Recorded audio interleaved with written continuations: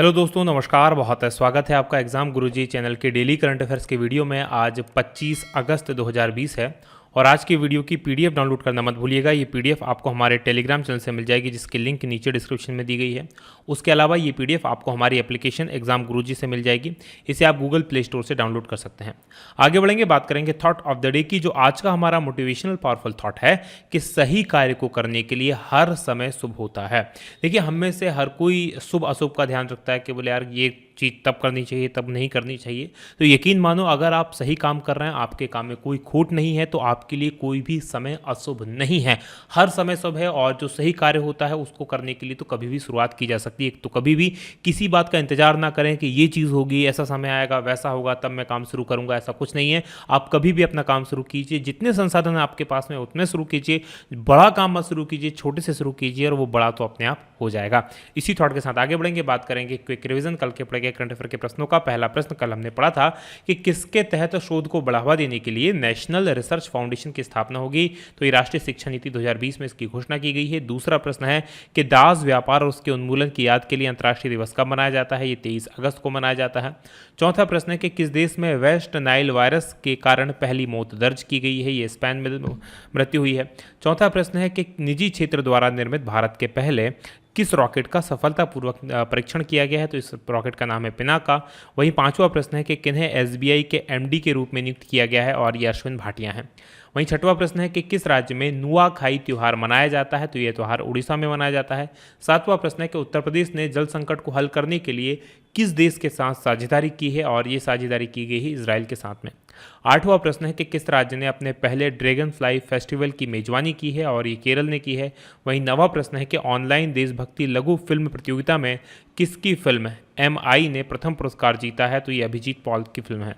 10वां प्रश्न है कि किसने विश्व स्नूकर चैंपियनशिप 2020 जीती है और ये जीती है रॉनी ओसुलिवान ने। ये थे हमारे कल के पढ़े गए करंट अफेयर के प्रश्नों का क्विक रिवीजन। आगे बढ़ेंगे, आज के प्रश्नों की बात करेंगे और आज के करंट अफेयर का पहला प्रश्न है कि हाल ही में किनके लिए राष्ट्रीय परिषद का गठन किया गया है। तो ये ट्रांसजेंडर्स के लिए राष्ट्रीय परिषद का गठन किया गया है, यानी कि बी ऑप्शन प्रश्न का सही उत्तर है। डिटेल देख लीजिए क्या है। तो केंद्र सरकार ने एक अधिसूचना जारी की है और इस अधिसूचना के जरिए जो ट्रांसजेंडर हैं उन सब के लिए राष्ट्रीय ट्रांसजेंडर परिषद की स्थापना की गई है।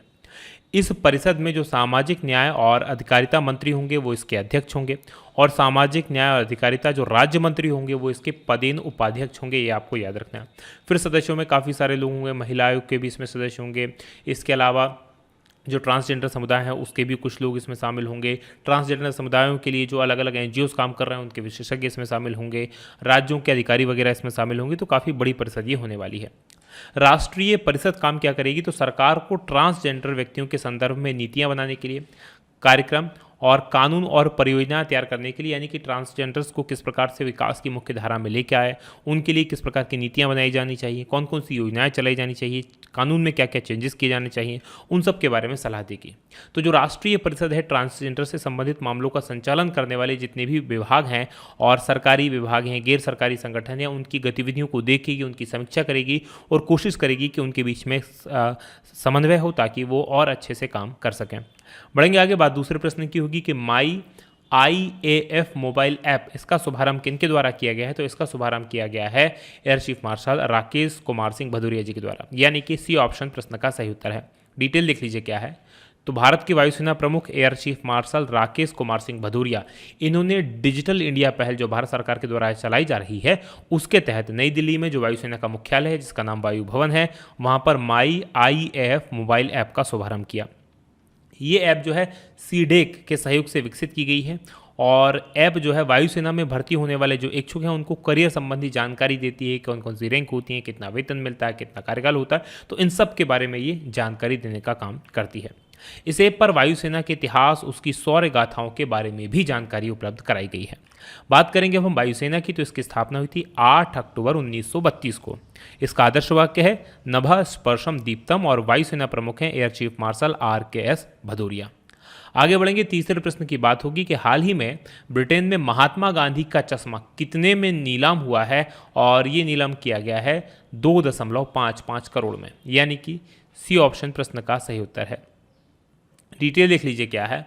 तो ब्रिटेन की एक नीलामी एजेंसी है, उसने महात्मा गांधी जी का चश्मा 2.55 करोड़ रुपए में नीलाम किया। और इस नीलाम में गांधी जी के जो चश्मा था उसको अमेरिका के कलेक्टर ने, यानी कलेक्टर कौन होता है, कलेक्टर मत समझिए जैसे हमारे यहाँ कलेक्टर होता है, कलेक्टर मतलब जो कलेक्शन करता है अलग अलग वस्तुओं का, शासकीय अधिकारी कोई कलेक्टर नहीं, तो जो इस प्रकार की चीज़ों का कलेक्शन करता है उसने इसको खरीदा है। महात्मा गांधी जी का ये चश्मा उनके चाचा ने उनको दिया था, और ये तब दिया था जब वो दक्षिण अफ्रीका में काम कर रहे थे। 1910 से 1930 के बीच का दौर था जब उन्होंने इस चश्मे को पहना था। सोने की इस पे कोटिंग चढ़ी हुई है, तो ये आपको याद रखना है। बात करेंगे चौथे प्रश्न की कि अर्थ ओवरशूट डे 2020 कब मनाया गया। तो अर्थ ओवरशूट डे 2020 ये मनाया गया इस बार 22 अगस्त को। इस बार 22 अगस्त को मनाया गया, यानी कि हर बार अलग अलग दिन मनाया जाता है। तो क्या होता है ये ओवरशूट डे, इसकी डिटेल लिख लीजिए। तो 22 अगस्त 2020 को इस साल अर्थ ओवरशूट डे मनाया गया। और अर्थ ओवरशूट डे साल का वो दिन होता है जब हम इंसानों के द्वारा पूरी धरती पर पूरे साल के लिए जो उपलब्ध कराए गए संसाधन हैं उनका उपयोग कर चुके होते हैं। इसको इस प्रकार से समझ सकते हैं आप कि हमने साल भर के लिए अगर हम बजट बनाएं, या महीने भर के लिए, हम महीने से आपको समझाता हूँ, महीने भर के लिए हमने बजट बनाया कि हम 10,000 रुपये में हम पूरा इस महीना निकालेंगे, लेकिन हमने आते आते 22 तारीख को ही क्या कर लिया, इन 10,000 रुपये को खर्च कर दिया।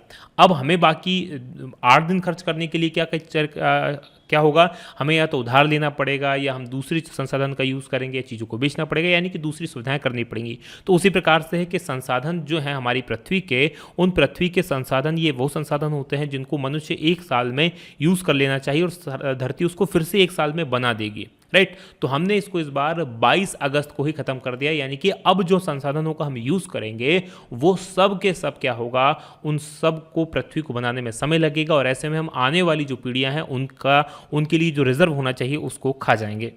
तो अर्थ ओवरशूट डे हर साल अलग अलग तारीख को आता है। इसे निर्धारित करने का काम करता है अंतर्राष्ट्रीय think tank global footprint network से जुड़े हुए रिसर्चर्स। अब बात करते हैं पिछले साल ये कब आया था। तो पिछले साल ये 24 दिन, इस बार पिछले साल की अपेक्षा 24 दिन देर से आया था। पिछली बार 29 जुलाई को आया था। तो इस बार इसका बड़ा कारण ये है कोरोना वायरस, क्योंकि कोरोना वायरस के कारण दुनिया भर के अंदर जो है लॉकडाउन लगा हुआ है, और जो आर्थिक गतिविधियाँ हुई हैं वो कम हुई है। तो इस बार थोड़ा सा ये लेट आया है, लेकिन ये 29 जुलाई को ही पिछली बार आ गया था। बात करेंगे पांचवें प्रश्न की कि किस उपनगरीय रेलवे प्रणाली में सुधार के लिए एशियन इंफ्रास्ट्रक्चर इन्वेस्टमेंट बैंक और भारत सरकार के बीच में $500 मिलियन के समझौते पर हस्ताक्षर हुए हैं, और ये हुए हैं मुंबई उपनगरीय रेलवे प्रणाली में सुधार के लिए, यानी कि बी ऑप्शन प्रश्न का सही उत्तर है। डिटेल लिख लीजिए क्या है। तो भारत सरकार और एशियन इंफ्रास्ट्रक्चर इन्वेस्टमेंट बैंक यानी AIIB ने मुंबई में उपनगरीय रेलवे प्रणाली की नेटवर्क क्षमता, सेवा गुणवत्ता में सुधार के लिए $500 मिलियन के समझौतों पर हस्ताक्षर किए हैं। इस परियोजना से नेटवर्क क्षमता में वृद्धि होने के साथ ही यात्रियों के यात्रा समय और जानलेवा दुर्घटनाओं में कमी आने की उम्मीद है। बात करें मुंबई महानगर क्षेत्र की, तो ये जो है 22.8 मिलियन 2011 की जनगणना के अनुसार इस क्षेत्र की आबादी है, और भारत का सबसे अधिक आबादी वाला महानगरीय क्षेत्र है। 2031 तक की बात करें तो इसकी आबादी करीब 29.3 मिलियन, और 2041 तक यहाँ की आबादी 32.1 मिलियन पहुँचने की उम्मीद है। 1 मिलियन में याद रखिएगा 10 लाख बराबर 1 मिलियन होता है। बात करेंगे अब हम छठवें प्रश्न की कि किसके द्वारा लिखित वन अरेंज्ड मर्डर नामक पुस्तक का विमोचन हुआ है, और ये पुस्तक लिखी है चेतन भगत ने, यानी कि सी ऑप्शन प्रश्न का सही उत्तर है। डिटेल लिख लीजिए क्या है। तो चेतन भगत द्वारा लिखित पुस्तक वन अरेंज्ड मर्डर, इसका विमोचन हुआ 28 सितंबर को, और वेस्टलैंड पब्लिकेशन के द्वारा ये पुस्तक लिखी गई थी। फिक्शन बुक है, और ये एक अरेंज मैरिज की पृष्ठभूमि पर एक मर्डर मिस्ट्री का चित्रण करती है कि कैसे अरेंज मैरिज में एक मर्डर हो जाता है।